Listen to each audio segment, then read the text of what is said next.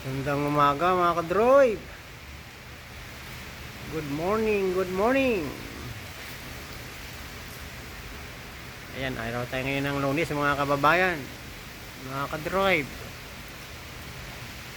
Agosto 17. Ayan. Ang ganyan niya ating panahon. Bali, 2 linggo na tayong ganito. Kaya marami humihiling ng tubig. Ayan, binigyan na tayo ng sobra-sobrang tubig na.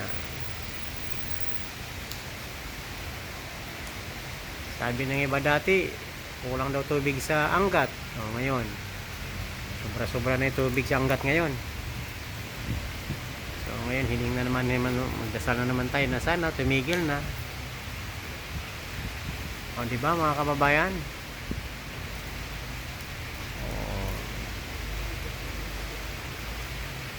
So ayan, napakasungit ng panahon.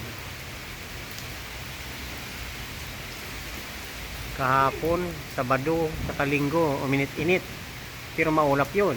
Hindi totally mainit as in malinis ang langit. Uminit, nakapagpatuyo ng sinampay, pero maulap at umaambon-ambon pa rin. Ayan. So ngayon, Lunes, ito na yung binigay. Maaga pa lang kanina, hanggang ngayon, ulan na ng ulan. Kasi meron naman daw tayong low pressure low pressure, pero nasa labas pa ng Pilipinas. Ayan ang ating kalangitan.